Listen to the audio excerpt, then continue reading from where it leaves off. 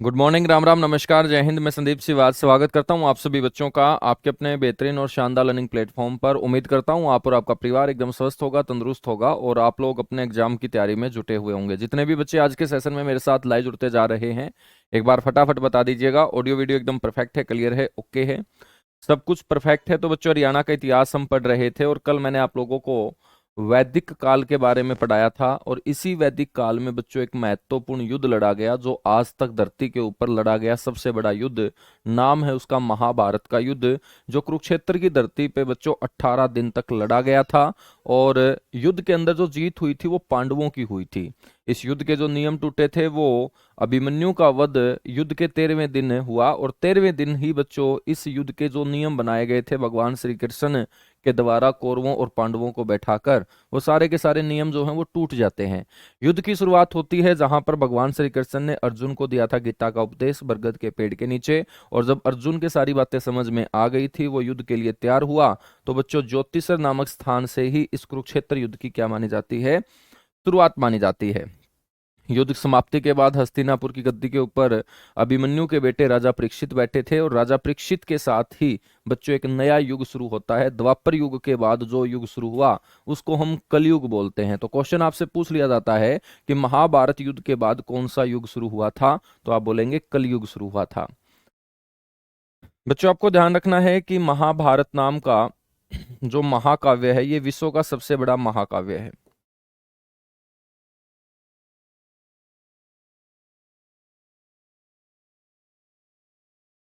महाभारत जो ग्रंथ है बेटा,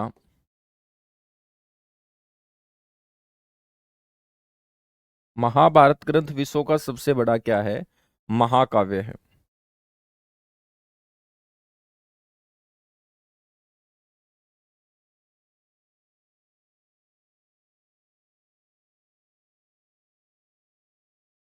तो याद रखिएगा, विश्व का सबसे बड़ा महाकाव्य।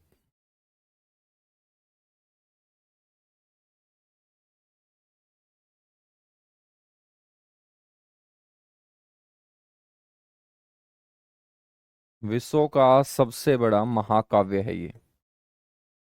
अब हमने इसको सबसे बड़ा महाकाव्य क्यों बोला, क्योंकि इस ग्रंथ के अंदर श्लोकों की जो संख्या है वो 1 लाख से ज्यादा बताई गई है।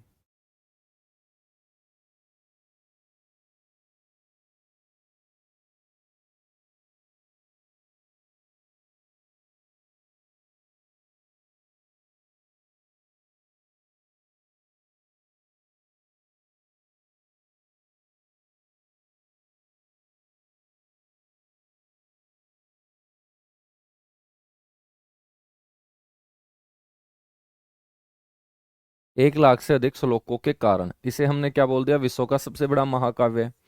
बच्चों, हम बात करें तो इस महाभारत ग्रंथ के और भी बहुत सारे नाम हैं। इसको हम पांचवा वेद भी बोलते हैं, पंचम वेद भी बोलते हैं। तो आपसे क्वेश्चन पूछा जाए कि कौन से ग्रंथ को पंचम वेद कहा जाता है, तो महाभारत को। साथ ही साथ इसको जय संहिता भी कहा जाता है।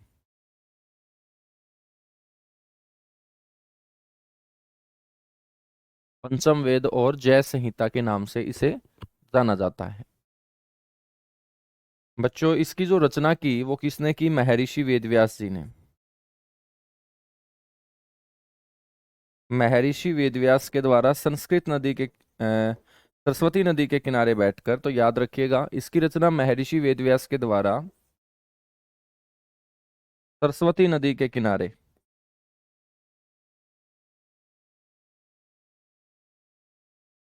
और आपसे ये पूछा जाए कि इस महाभारत की रचना कौन से शहर में बैठकर की गई थी, तो आपको बोलना है कुरुक्षेत्र में।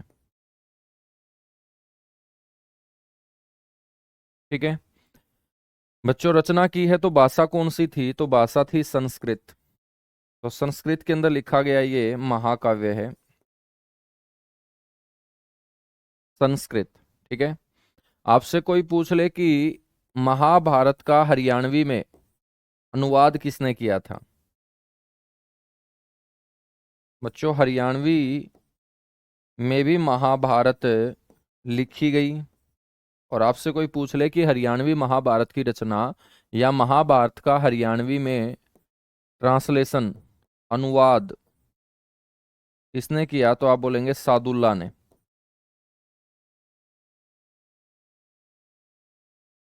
ठीक है। और सादुल्ला नाम का था बच्चों व्यक्ति, मेवात का रहने वाला। तो ये हरियाणवी महाभारत के रचयिता माने जाते हैं। हम बात करें बच्चों लेखन कार्य जो किया था वो किसने किया था। लेखन कार्य सरस्वती नदी के किनारे बैठकर किया था गणेश जी ने। तो गणेश जी के द्वारा इसका लेखन कार्य किया गया था महाभारत नामक महाकाव्य का। हम बात करें तो इसके अंदर जो कुल अध्याय हैं, इन अध्याय को संस्कृत में हम बोल देते हैं परो। इन अध्यायों को हम संस्कृत में क्या बोल देते हैं, परो बोल देते हैं। तो आपसे कोई पूछ ले कि भाई कुल अध्याय, कुल परो कितने हैं, तो आप बोलेंगे 18 परो। ठीक है, 18 परो। आपसे कोई पूछ ले कि जो पवित्र पुस्तक है गीता,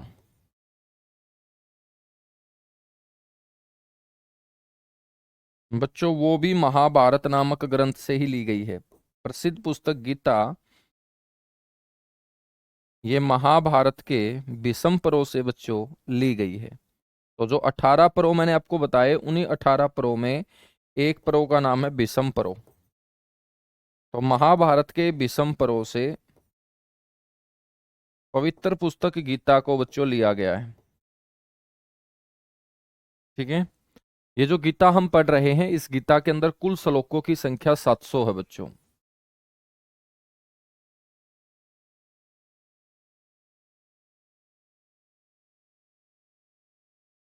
गीता में कुल श्लोक कितने हैं, 700 हैं। ठीक है। और बच्चों गीता का जो पहला श्लोक है ना, इस पहले श्लोक में याद रखना है कि कुरुक्षेत्र को क्या बोला गया, धर्म क्षेत्र बोला गया। पहले श्लोक में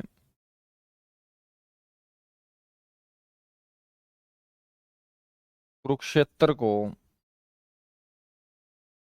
क्या कहा गया है, धर्म क्षेत्र कहा गया है।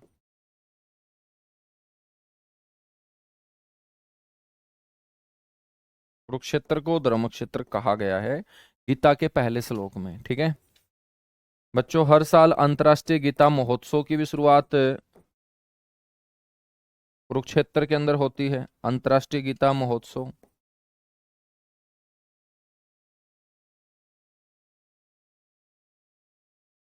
अंतर्राष्ट्रीय गीता महोत्सव जो है बच्चों, ये कुरुक्षेत्र के अंदर आयोजित किया जाता है।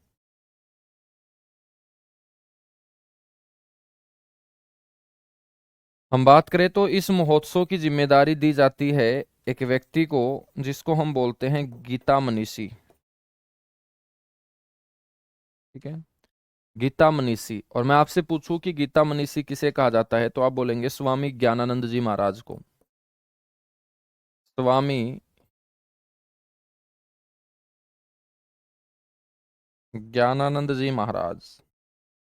तो स्वामी ज्ञानानंद जी महाराज को हम क्या बोलते हैं, गीता मनीषी बोलते हैं। और जो गीता महोत्सव कुरुक्षेत्र में आयोजित किया जाता है, उसके अध्यक्ष स्वामी ज्ञानानंद को ही मनाया जाता है या बनाया जाता है। ठीक है। तो स्वामी ज्ञानानंद को ही इसका अध्यक्ष बनाया जाता है। तो बच्चों ये था हमारा वैदिक काल। वैदिक काल में इतनी सी बातें याद रखनी है। अब हम अपने हरियाणा में चर्चा करेंगे गणराज्य काल की। हेडिंग डालिएगा, हरियाणा में गणराज्य काल।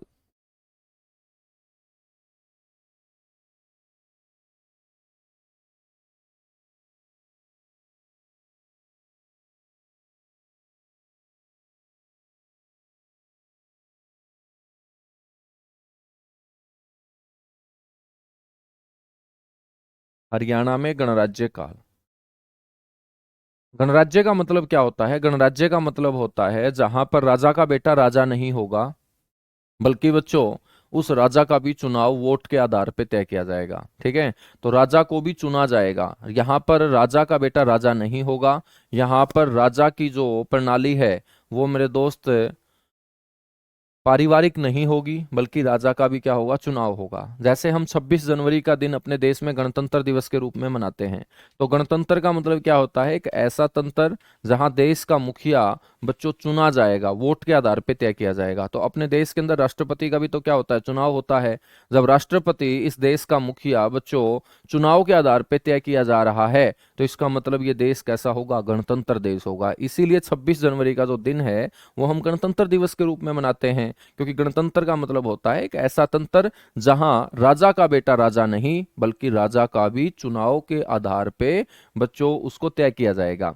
तो इस काल के अंदर राजा का बेटा राजा नहीं बनेगा, बल्कि राजा का भी क्या होगा, चुनाव होगा।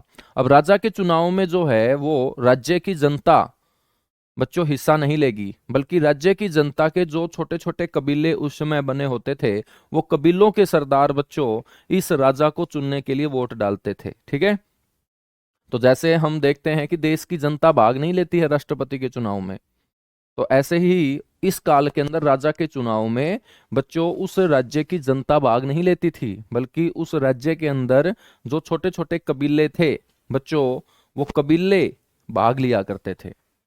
तो राज्य की जनता कबीलों का सरदार चुनती थी और कबीले के सरदार राज्य का मुखिया चुनते थे। ऐसे काल को हम गणराज्य काल बोलेंगे। हम बात करेंगे बेटा मौर्य साम्राज्य के पतन के बाद।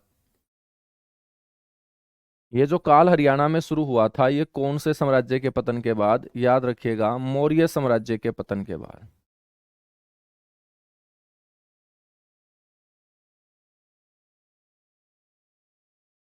मौर्य साम्राज्य के पतन के बाद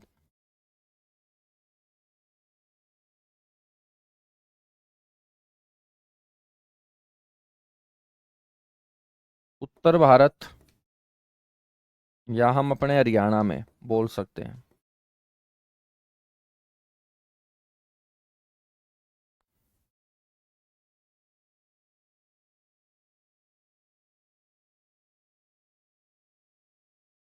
बच्चों कई गणराज्यों का उदय हुआ। मौर्य साम्राज्य के पतन के बाद हरियाणा में कई गणराज्यों का क्या होता है, उदय होता है। ठीक है, कई गणराज्यों का क्या होता है, उदय होता है। लेकिन हम बात करें इन कई गणराज्यों में, हरियाणा के अंदर जो मुख्य गणराज्य थे वो चार थे।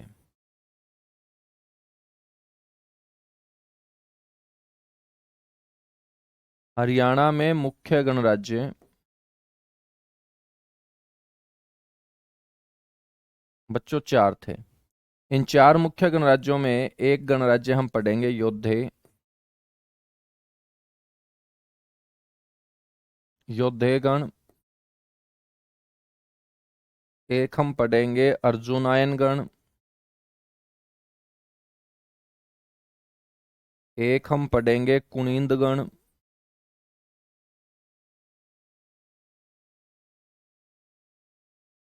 और एक हम पढ़ेंगे अगरगण।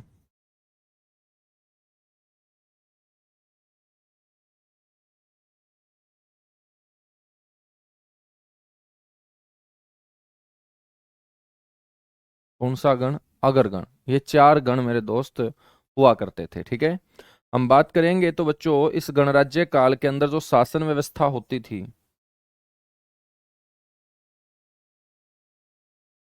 वो कैसी होती थी, तो आप बोलेंगे शासन व्यवस्था थी गणतंत्रात्मक। गणतंत्रात्मक शासन व्यवस्था थी। तो राजा का चुनाव बेटा कबीले के सरदार किया करते थे, और कबीले के सरदार का चुनाव जनता किया करती थी।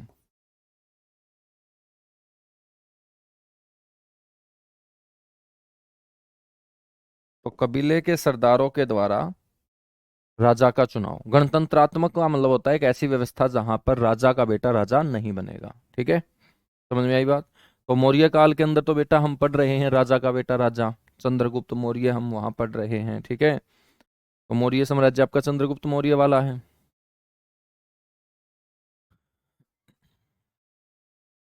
सबसे पहला जो गणराज्य बच्चों हम पढ़ेंगे यहाँ, उसका नाम होगा योद्धे गणराज्य।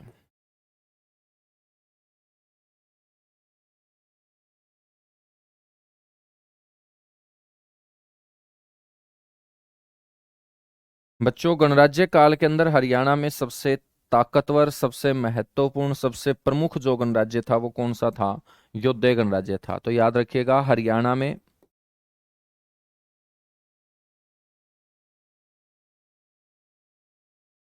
सबसे प्रमुख,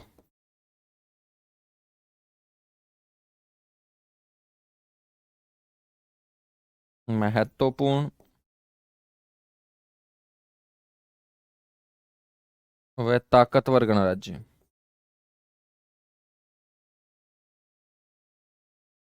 कौन सा था बेटा? योद्धे गणराज्य था।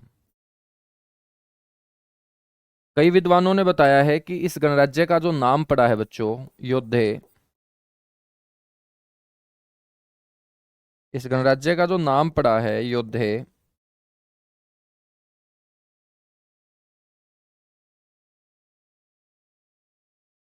वो युधिष्ठिर के पुत्र के नाम पर पड़ा है। युधिष्ठिर बच्चों जो पांडव था, सबसे बड़ा था, उसका एक बेटा हुआ है योद्धे।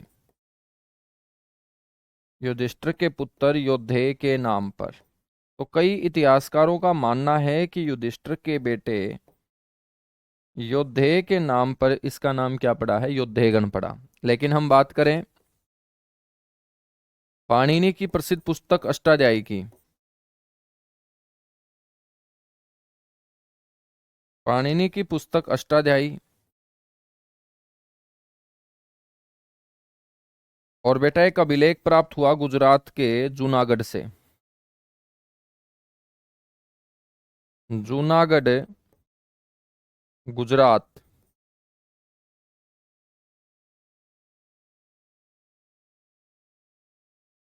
से प्राप्त शक शासक रुद्रदामन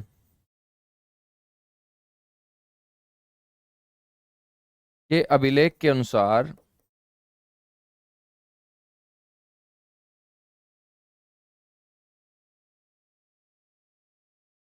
के अनुसार बेटा इस गण का जो नाम पड़ा है ना योद्धे,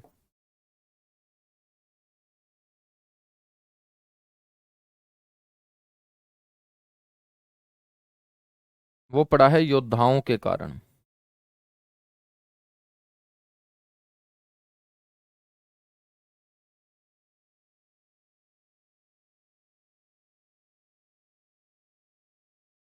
बताया गया है कि बच्चों इस गणराज्य के जो लोग थे ना, क्या, चलो, इस गणराज्य के जो लोग थे बच्चों, वो योद्धा प्रवृत्ति के थे। और योद्धा प्रवृत्ति के होने के चलते योद्धा लोग, जिनको हम लड़ाकू बोल सकते हैं, जिनको हम साहसी बोल सकते हैं, जिनको हम बहादुर बोल सकते हैं, युद्धों में माहिर बोल सकते हैं, तो इस गणराज्य के जो लोग हैं ना, वो युद्धों में माहिर थे, लड़ाकू थे, बहादुर थे, साहसी थे। इसलिए बच्चों इस गणराज्य का नाम पड़ा है योद्धा प्रवृत्ति के लोगों के कारण योद्धे गण। कौन सा गण? योद्धे गण। इस बात की जानकारी हमें कौन देता है? एक तो पाणिनि की पुस्तक अष्टाध्यायी, और एक बच्चों जूनागढ़ से अभिलेख प्राप्त हुआ। जूनागढ़ गुजरात का हिस्सा है, और यहां से जिस राजा का अभिलेख प्राप्त हुआ है वो है शक शासक रुद्रदामन। और रुद्रदामन भी यही बात बोलते हैं कि भाई इनका जो नाम पड़ा है ना, वो योद्धा प्रवृत्ति के लोगों का इस गण के अंदर शामिल होने के कारण पड़ा है। यहां तक बातें क्लियर हुई? फटाफट बताओ, इसके बाद आगे बढ़ेंगे बेटा। चारों के चारों गणराज्य बड़े इंपॉर्टेंट है, एक क्वेश्चन पक्का इतिहास के अंदर पूछा जाता है।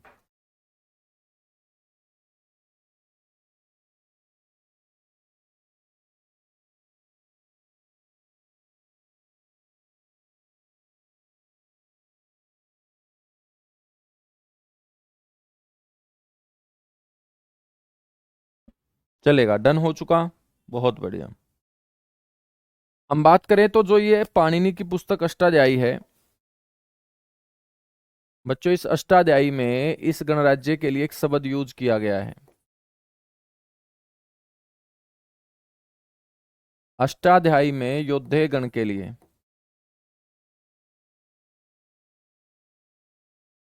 अष्टाध्यायी के अंदर योद्धे गण के लिए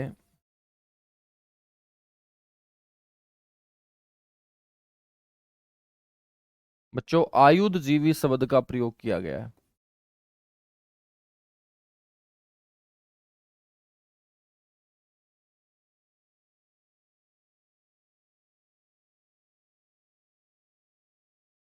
आयुध जीवी शब्द, और आयुध जीवी का मतलब होता है शस्त्रों के ऊपर निर्वाह करने वाला, जिसका गुजारा अस्त्र शस्त्रों के ऊपर टिका हो। लड़ाकू किस्म के लोग ही बच्चों अस्त्र शस्त्र रखते हैं, तो शस्त्रों के ऊपर निर्वाह गुजारा करने वाले को बच्चों आयुध जीवी कहा जाता है संस्कृत में। और आयुध जीवी शब्द योद्धेगण के लिए अष्टाध्यायी के अंदर यूज किया गया है, प्रयोग किया गया है। बच्चों ये जो योद्धे शब्द सबसे पहले यूज किया गया वो 5वीं सदी ईसा पूर्व,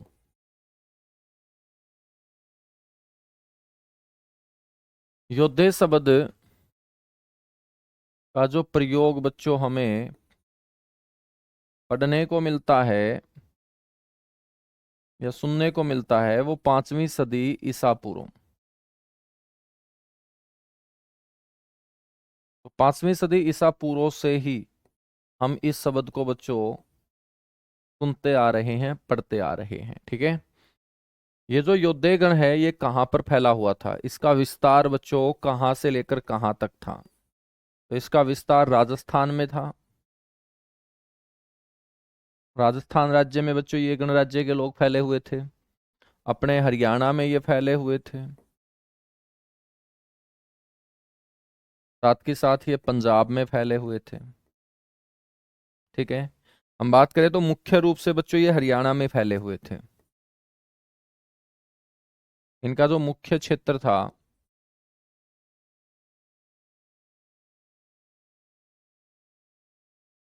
वो दक्षिण और दक्षिण पश्चिम हरियाणा था बच्चों।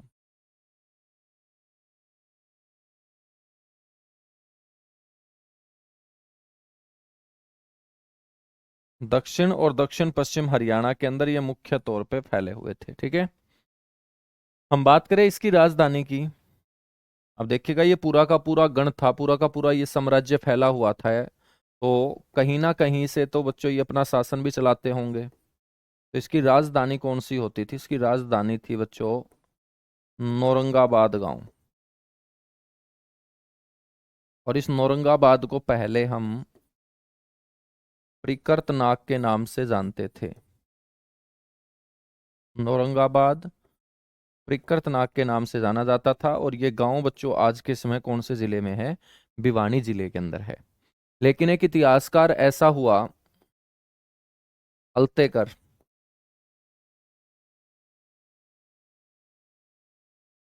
ठीक है, इतिहासकार अल्तेकर, एक इतिहासकार ऐसा हुआ अल्तेकर नाम का, जिसने बताया कि योद्धेयों की जो राजधानी थी ना वो रोहतक हुआ करती थी। तो बेटा जब तक इस इतिहासकार का नाम ना ले आपको रोहतक नहीं बोलना, आपको नौरंगाबाद बोलना है। लेकिन आपसे पूछे कि भाई इतिहासकार अल्तेकर के अनुसार बताओ राजधानी कौन सी थी, तब बेटा आपको बोलना है अल्तेकर बताता है कि योद्धेयों की राजधानी रोहतक हुआ करती थी। ठीक है, क्योंकि रोहतक से भी बेटा योद्धेयों की टकसाल प्राप्त हुई है। योद्धेयों की टकसाल,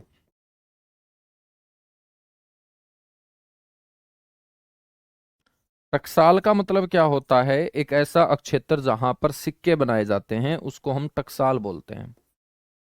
ठीक है ना, जहां सिक्के डाले जाते हैं या बनाए जाते हैं, जहां पर सिक्कों को डाला जाए, बनाया जाए, ऐसे क्षेत्र को हम क्या बोलते हैं? टकसाल बोलते हैं। क्या बोलते हैं? टकसाल बोलते हैं।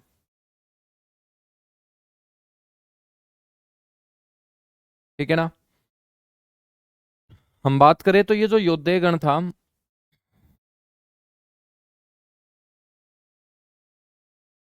बच्चों इस गण का जो पूजनीय देवता था,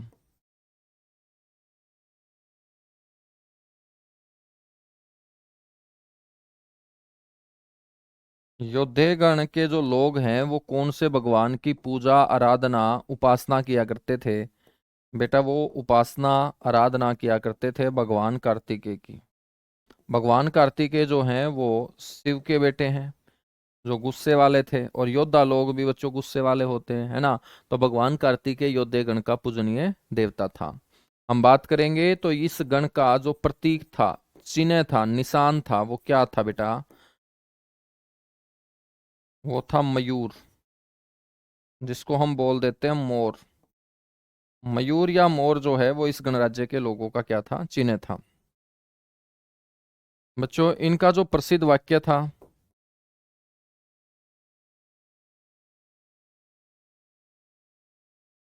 वो था योद्धे गणशम जयम, जो ये अपने सिक्कों के ऊपर भी यूज किया करते थे। योद्धे गणशम जयम, यानी कि योद्धे गण की हमेशा क्या होगी? विजय होगी। तो ये अपने सिक्कों के ऊपर हमेशा ये शब्द लिखा करते थे, योद्धे गणशम जयम, योद्धेयों की हमेशा जीत होगी। बच्चों हम बात करें तो ये योद्धे काल जो हम पढ़ रहे हैं हरियाणा के अंदर, तो इस योद्धे काल में भी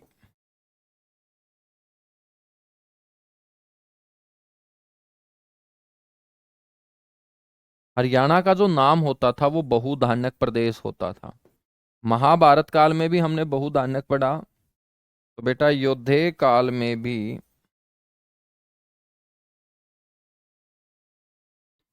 अपने हरियाणा को बहुधान्यक प्रदेश के नाम से जाना जाता था। तो ये भी बड़ा इंपॉर्टेंट क्वेश्चन है कि योद्धे काल में हरियाणा को किस नाम से जाना जाता था? बहुधान्यक प्रदेश के नाम से योद्धे काल में अपने हरियाणा को जाना जाता था।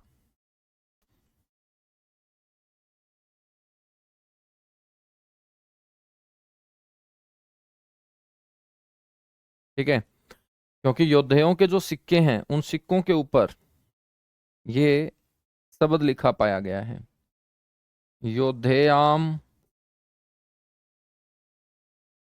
बहुधान्यक्यम।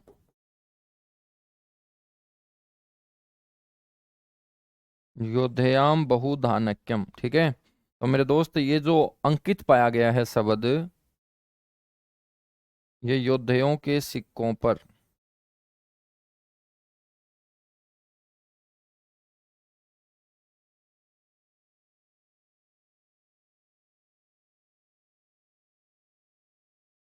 योद्धेयों के सिक्कों पर।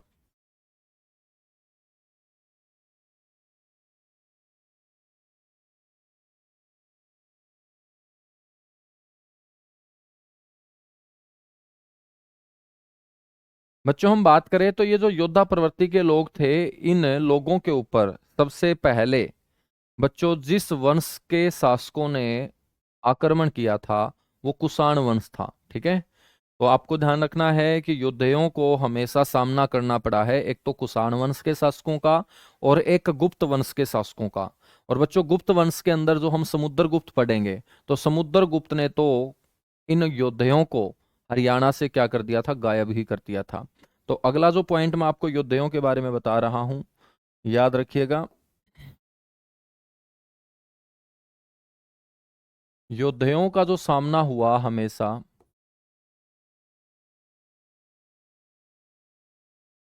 वो कौन कौन से वंश के शासकों के साथ? तो योद्धेयों का सामना बेटा एक तो कुषाण वंश, याद रख लेना, और एक गुप्त वंश।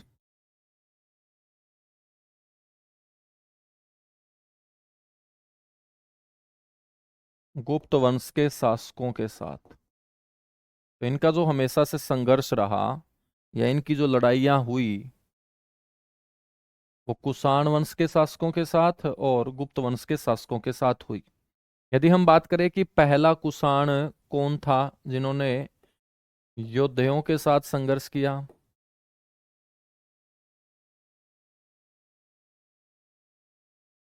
योद्धाओं के साथ प्रथम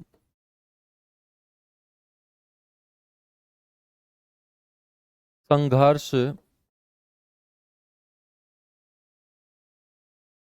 करने वाला कुषाण शासक।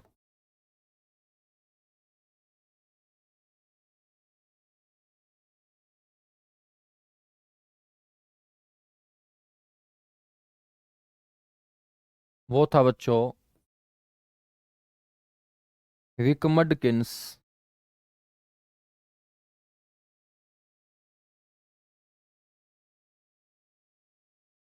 कौन था? विक्रमोर्किस। ठीक है, तो पहला कुषाण शासक बताया गया है विक्रमोर्किस।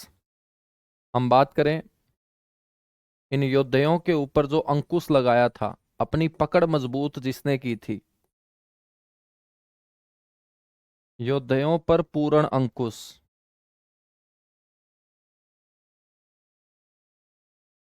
बच्चों वो लगाया था कनिष्क ने।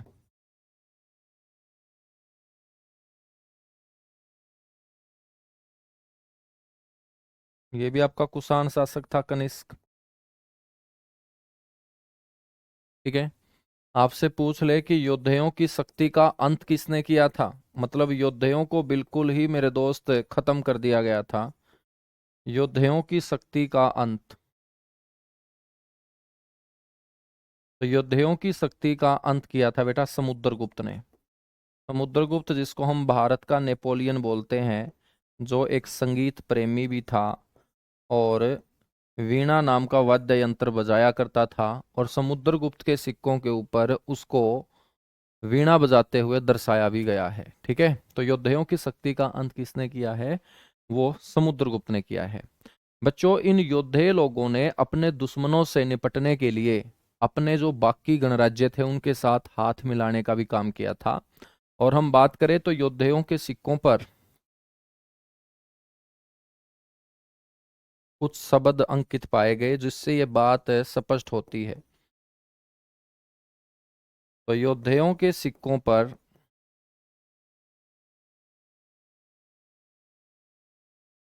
बच्चों एक तो शब्द अंकित पाया गया है द्विवर्ग।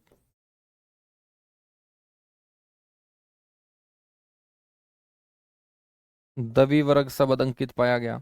एक योद्धाओं के सिक्कों पर त्रिवर्ग शब्द अंकित पाया गया है। तो द्वि का मतलब है दो गणराज्य एक साथ आए, और त्रि का मतलब है तीन गणराज्य एक साथ आए बच्चों अपने दुश्मनों को हराने के लिए। द्विवर्ग जो शब्द है बच्चों वो बताता है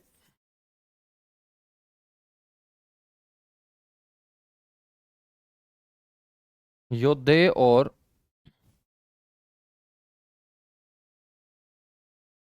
अर्जुनायन। योद्धे और अर्जुनायन गण जो है बच्चों ये साथ मिलकर लड़े थे।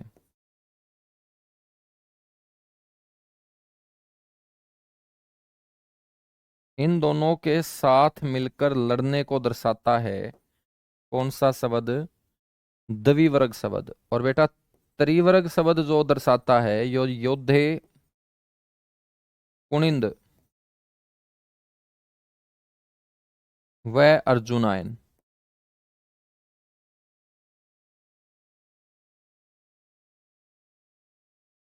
गणों के साथ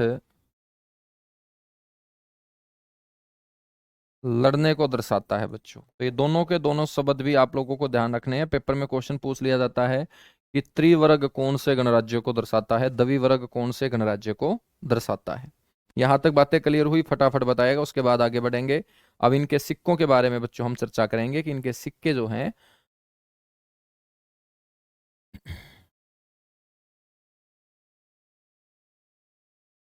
कहाँ से प्राप्त हुए हैं।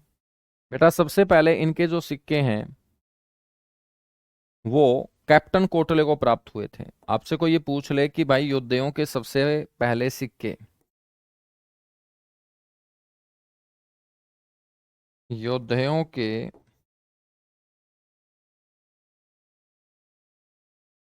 सबसे पहले सिक्के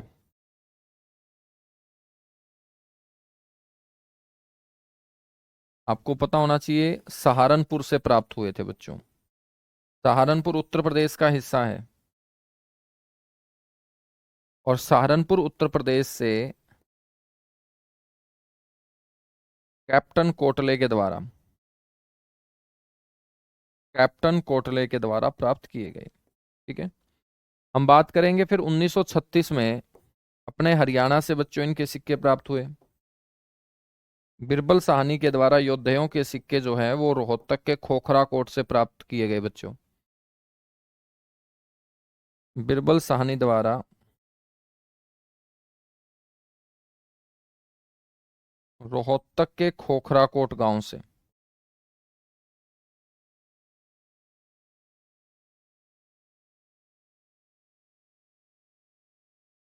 रोहतक के खोखरा कोट गांव से प्राप्त। ठीक है। और ये सारे के सारे सिक्के जो है ना, आपसे कोई पूछ ले कि भाई और कहाँ से ये योद्धे सिक्के प्राप्त हुए हैं, तो योद्धेयों के जो सिक्के हैं बेटा वो भिवानी से प्राप्त हुए हैं। भिवानी से प्राप्त हुए हैं। रोहतक से प्राप्त हुए हैं।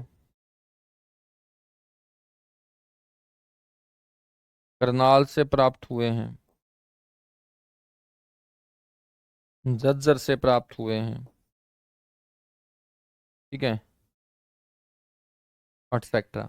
और ये सारे के सारे सिक्के जो हैं वो झज्जर के अंदर जो पुरातत्व संग्रहालय है उसके अंदर बिल्कुल सुरक्षित रखे गए हैं बच्चों। तो अपने हरियाणा का सबसे बड़ा म्यूजियम जो है वो कहाँ है? झज्जर के अंदर। तो पुरातत्व संग्रहालय झज्जर। तो पुरातत्व संग्रहालय झज्जर के अंदर बच्चों इनको बिल्कुल सुरक्षित रखा गया है। ये भी आपको याद रखना है। तो योद्धेगण हमारा जो होता है बेटा वो कंप्लीट होता है। यहां तक बातें क्लियर हुई? सारे के सारे बच्चे बताएंगे। एक एक क्वेश्चन मैंने कवर करा दिया है। बस अब आप कोई भी बच्चों प्रैक्टिस सेट लगाओगे ना, तो यहां से किसी भी सूरत में आपका क्वेश्चन गलत होने वाला है नहीं। ठीक है, तो फटाफट बता दीजिएगा, उसके बाद आगे हम बढ़ेंगे।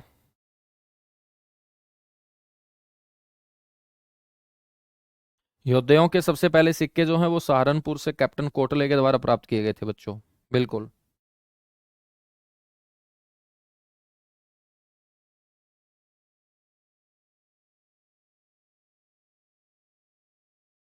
बहुत बढ़िया पूजा जांगड़ा, रूबी, मुकेश गिरी, मनप्रीत कौर, राज डागर, मुस्कान, ममता वर्मा, विक्की खट्टा, परमजीत, प्रिया देवी, नीतू बागोटिया, नेहा, कोमल, पारुल, दीपक, प्रीतम, ममता, परमजीत, विक्की, ममता। बहुत बढ़िया भाई। चलेगा, अगला जो गणराज्य हम पढ़ेंगे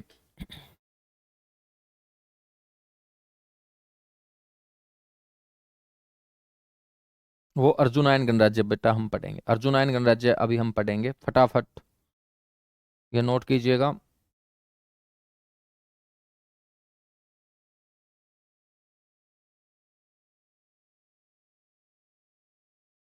चलेगा, डन हो चुका है तो हेडिंग डालिएगा फटाफट। अर्जुनायन गणराज्य।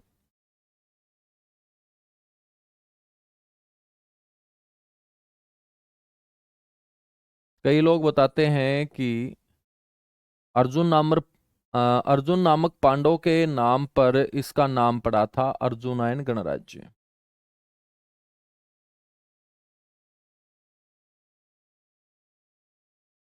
सबसे पहले तो आप लोगों को पता होना चाहिए अर्जुनायन गणराज्य जो हम पढ़ रहे हैं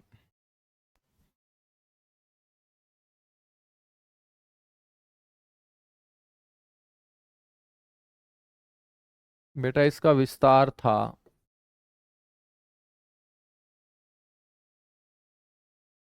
राजस्थान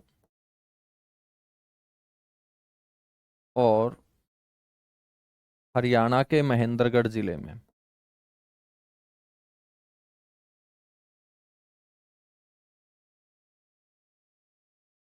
हरियाणा के महेंद्रगढ़ अक्षेत्र में।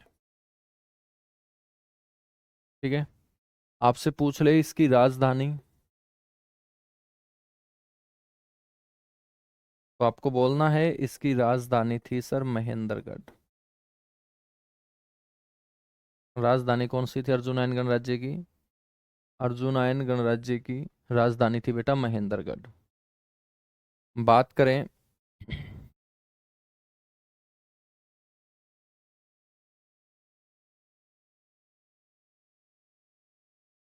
कुषाणों को हराने की जो कोशिश की गई थी, कुषाणों को हराने के लिए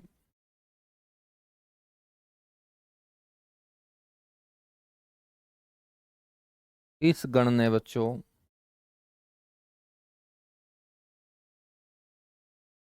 योद्धे व कुनिंद गण का साथ दिया था। ये बात हम पढ़ चुके हैं।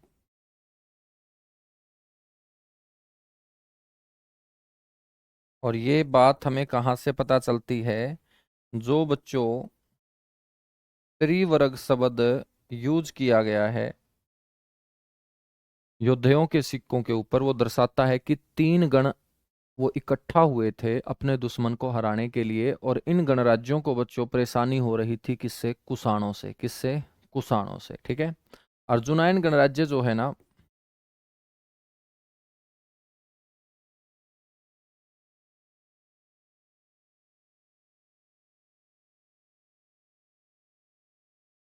इसके जो सिक्के प्राप्त हुए हैं बेटा, वो नारनौल महेंद्रगढ़ से प्राप्त हुए हैं। नारनौल। और नारनौल किसका हिस्सा है? महेंद्रगढ़ का ही हिस्सा है।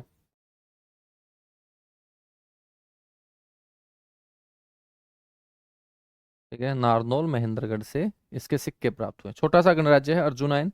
बाकी अर्जुनायन से बच्चों कुछ आपसे नहीं पूछेगा, इतनी सी बातें आप लोगों को पता होना चाहिए बस। ठीक है।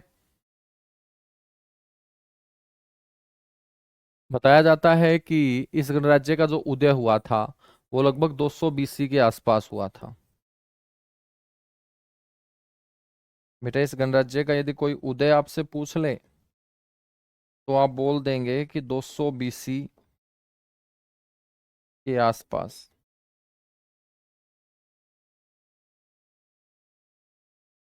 ठीक है। अर्जुनायन गणराज्य के बाद आपको तीसरा गणराज्य याद रखना है, कुनिंद गणराज्य।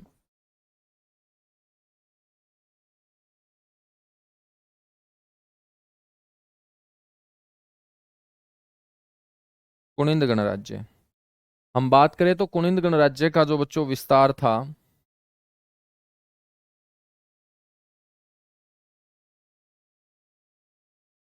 कुनिंद गणराज्य का जो विस्तार था वो अंबाड़ा, कुरुक्षेत्र,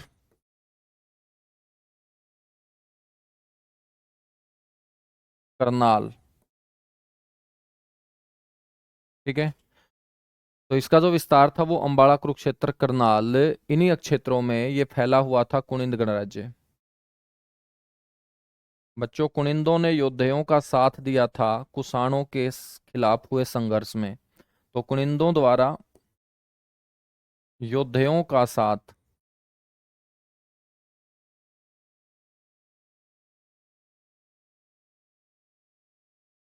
इसके खिलाफ, कुषाणों के खिलाफ जो संघर्ष हुआ था उसके अंदर, जब कुषाण योद्धे गण को खत्म करने के ऊपर उतारू थे,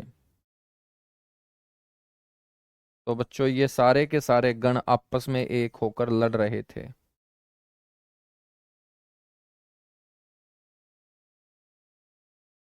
ठीक है। आपसे कोई पूछ ले कि भाई इसकी राजधानी, तो कुनिंद गणराज्य की जो राजधानी रही है वो अंबाड़ा रही है। कुनिंद गणराज्य की राजधानी बेटा कौन सी रही है? अंबाड़ा रही है। ठीक है। बाकी कुनिंद से और कुछ नहीं आपसे पूछा जाएगा, बस कुनिंद से आपको यही याद रखना है। सबसे छोटा गणराज्य है बेटा ये। ठीक है। हरियाणा के अंदर यदि हम बात करें सबसे छोटा गणराज्य कौन सा, तो कुनिंद। सबसे बड़ा कौन सा था बेटा? योद्धे गणराज्य। तो सबसे छोटा गणराज्य ये कुनिंद गणराज्य माना गया है। तो हमारे तीन गणराज्य हो चुके हैं। चौथा गणराज्य अब हम बात करेंगे अगर गणराज्य की।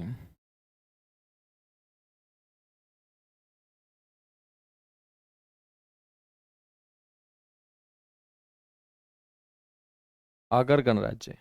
बच्चों योद्धे गणराज्य के बाद हरियाणा का दूसरा सबसे महत्वपूर्ण गणराज्य कौन सा हुआ है? अगर गणराज्य। तो सबसे पहला ही क्वेश्चन आपसे पूछ लिया जाए कि बताइएगा योद्धेय गण के बाद दूसरा सबसे महत्वपूर्ण गणराज्य। तो आपको बेटा योद्धेय गणराज्य के बाद दूसरा बताना है अगर गणराज्य। तो योद्धेय गणराज्य के बाद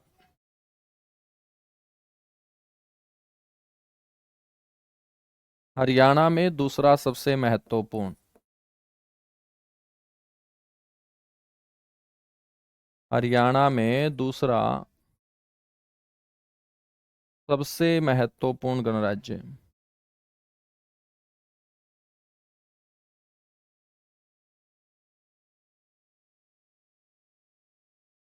दूसरा सबसे महत्वपूर्ण गणराज्य अगर गणराज्य।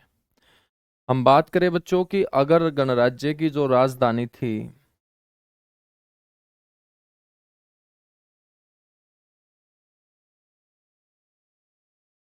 बेटा वो अग्रोहा थी। अगर गणराज्य की राजधानी के रूप में किसे जाना गया है? अग्रोहा को।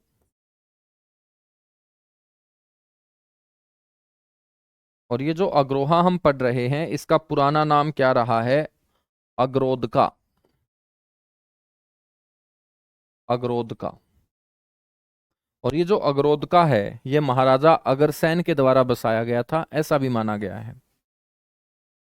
इसको बसाने का जो काम किया गया था वो महाराजा अग्रसेन के द्वारा।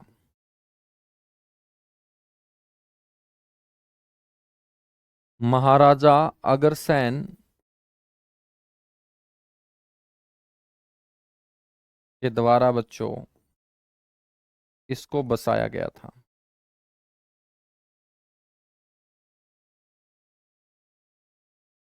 ठीक है, ये भी याद रख लेना है आपको कि अग्रवाल नाम का एक समाज है मेरे दोस्त।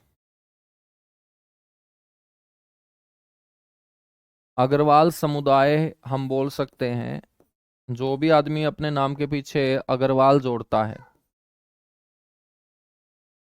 ये सारे के सारे अग्रवाल इसी अग्रोहा से निकले हैं। तो अग्रवाल समुदाय का उत्पत्ति स्थल कौन सा स्थान माना जाता है? अग्रोहा। ठीक है, अग्रो के 51 तांबे के सिक्के बेटा यहां से प्राप्त हुए।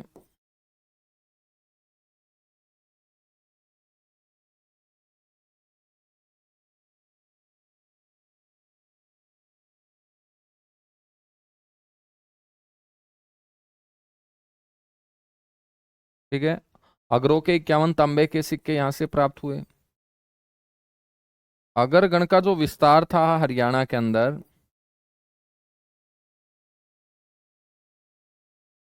बच्चों वो अग्रोहा, हिसार, हिसार का बरवाड़ा, फतेहाबाद, यहां पर ये अगर गणराज्य ही फैला हुआ था। ठीक है, हम बात करेंगे बच्चों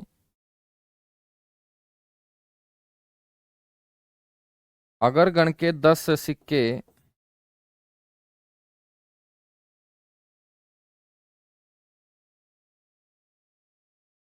अगरगण के 10 सिक्के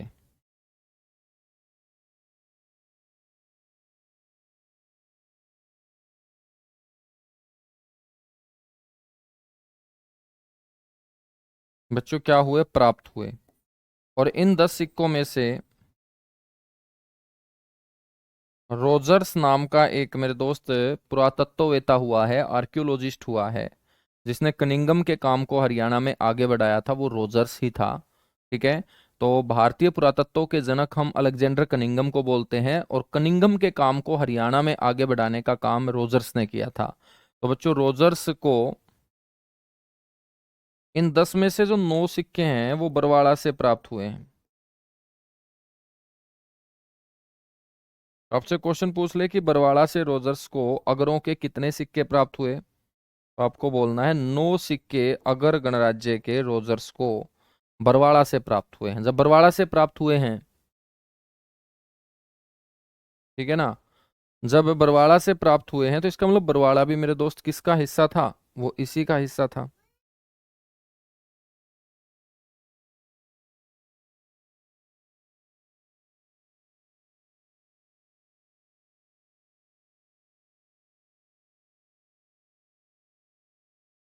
याद रखोगे बच्चों? बस इतना सा आपको याद रखना है, ठीक है? इतना सा आपको याद रखना है, बिल्कुल। अगरोदका के बारे में हमें जानकारी कहाँ से मिलती है कि इसका नाम अगरोदका था? तो बौद्ध धर्म का एक ग्रंथ है महामातुरी। तो बौद्ध धर्म के महामातुरी नामक ग्रंथ के अंदर बच्चों इसको अगरोदका बताया गया है। बौद्ध धर्म के महामातुरी नामक ग्रंथ में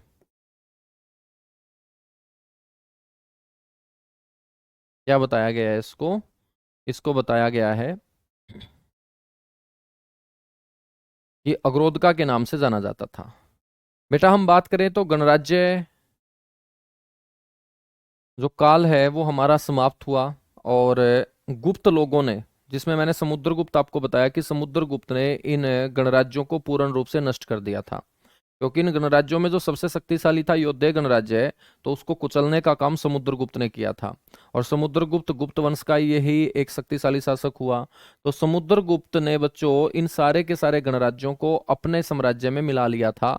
और फिर गुप्त काल जब हरियाणा में शुरू होता है, तो बच्चों जब गुप्त काल हरियाणा में शुरू होके अलग अलग लोगों के द्वारा हरियाणा तक उन्होंने अपनी पहुंच बनाई, तो बच्चों कोई भी शासक है वो कमजोर भी होगा, कोई भी वंश है वो ताकतवर रहा है तो वो कमजोर भी होगा।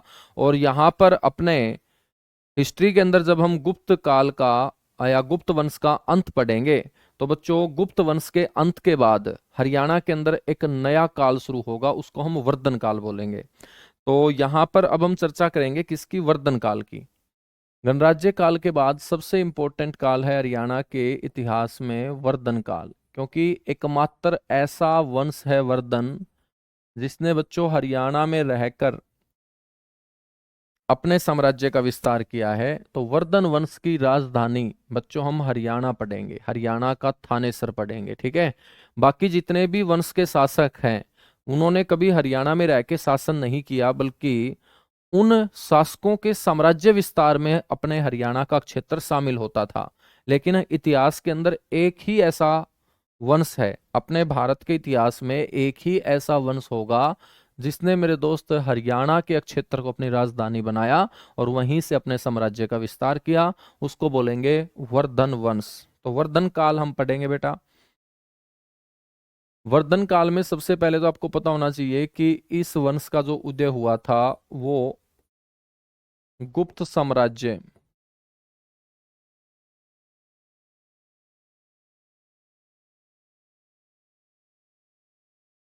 के दौरान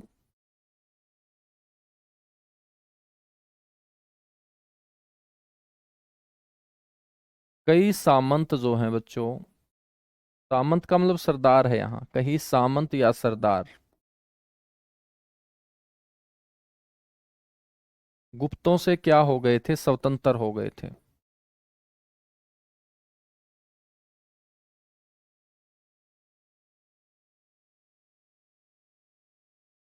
तो गुप्त वंश के शासक जब कमजोर पड़ना स्टार्ट हुए, तो उन शासकों के अधीन, उन राजाओं के अधीन जो सामंत और सरदार काम किया करते थे, बच्चों कमजोर होते उन शासकों को देखते हुए उन सरदारों ने अपने आप को स्वतंत्र घोषित कर लिया। और उन्होंने बोला कि हम किसी भी राजा के शासक के अधीन अब काम नहीं करेंगे। क्योंकि किसके अधीन काम किया जाता है? जो ताकतवर हो।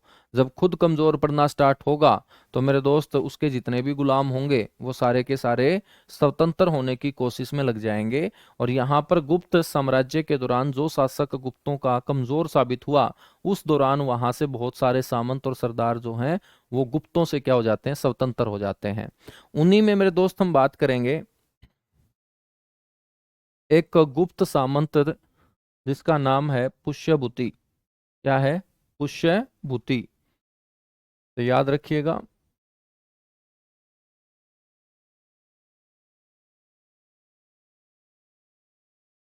गुप्त काल के दौरान हरियाणा अक्षेत्र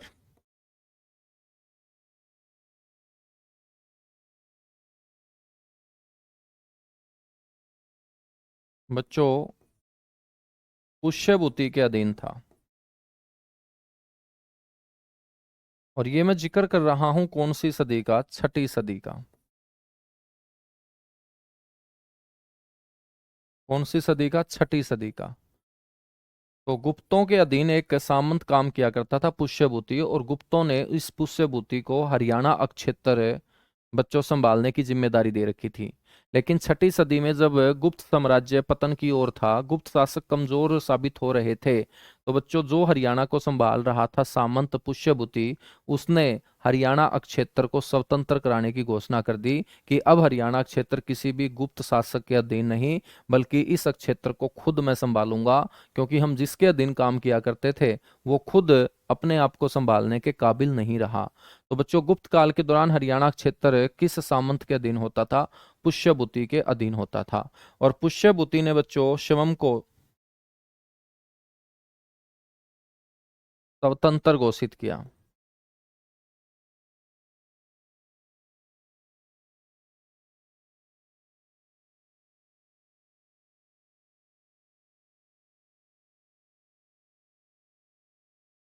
और पुष्यभूति वंश की इसने क्या कर दी बेटा? स्थापना कर दी। पुष्यभूति वंश की क्या की इसने? स्थापना की।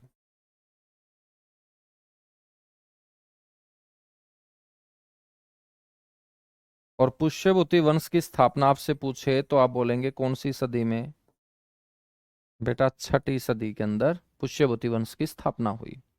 ये जो पुष्यभूति था, ये शैव धर्म का अनुयायी था।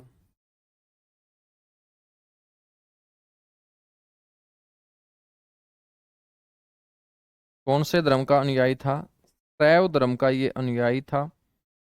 और बच्चों भगवान शिव का उपासक था।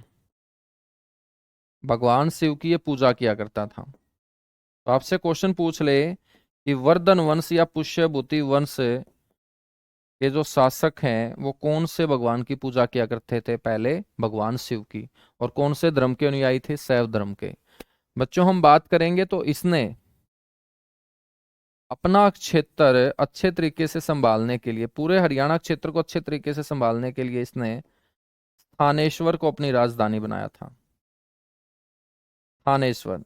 और स्थानेश्वर जो है बेटा, ये आज का थानेसर है, जो कौन से जिले में आता है? कुरुक्षेत्र जिले में। और थानेसर को राजधानी बनाते हुए इसने सबसे पहले अपने भगवान के सम्मान में एक मंदिर बनवाया, और उस मंदिर को हम बोलते हैं स्थानेश्वर महादेव मंदिर।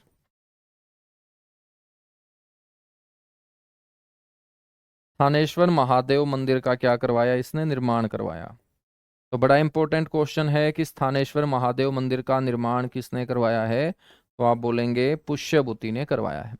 अब आपके दिमाग में आएगा कि सर जब इसका नाम पुष्यभूति था तो हम इसे वर्धन वंश क्यों पढ़ते हैं? वो हम इसलिए पढ़ते हैं क्योंकि इसके बाद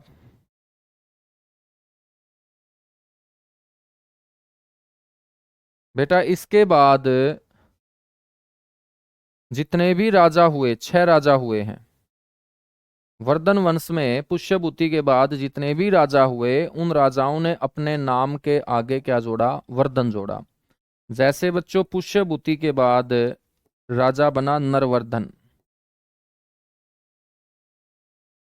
नरवर्धन के बाद बेटा राजा बना राज्यवर्धन फर्स्ट। ठीक है। राज्यवर्धन फर्स्ट के बाद बेटा राजा बना इसका बेटा, राज्यवर्धन फर्स्ट का बेटा है आदित्यवर्धन। आदित्यवर्धन के बाद राजा बना आदित्यवर्धन का बेटा प्रभाकर वर्धन। प्रभाकर वर्धन के 3 संतान थी, 2 बेटे थे, 1 बेटी थी। तो प्रभाकर वर्धन के बाद बच्चों गद्दी पे बैठा राज्यवर्धन सेकंड। राज्यवर्धन सेकंड। और बेटा राज्यवर्धन सेकंड के बाद गद्दी पे बैठा हर्षवर्धन। और हर्षवर्धन के 2 बेटे थे, लेकिन दोनों के दोनों बेटों की हत्या कर दी गई। तो मेरे दोस्त हर्षवर्धन के बाद ये जो वंश है ये समाप्त हो जाता है। क्या हो जाता है? समाप्त। तो जब पुष्यभूति के बाद आने वाले इस वंश के 6 राजाओं ने अपने नाम के पीछे वर्धन जोड़ा, तो इतिहास लिखने वाले लोगों ने इसको पुष्यभूति वंश ना बोलकर क्या बोलना शुरू कर दिया, वर्धन वंश। बेटा था तो ये पुष्यभूति ही, लेकिन इतिहास लिखने वालों ने और पढ़ने वालों ने इस वंश का नाम ही बदल दिया, और पुष्यभूति वंश बच्चों क्या कहलाता है, वर्धन वंश कहलाता है। क्या कहलाता है, वर्धन वंश कहलाता है। तो आज के लिए इतना सा ही, बाकी पूरा का पूरा बच्चों वर्धन वंश हम कल की क्लास में पढ़ेंगे। ठीक है, तो आज के लिए इतना सा ही। Thank you, bye bye, love you आप सभी को।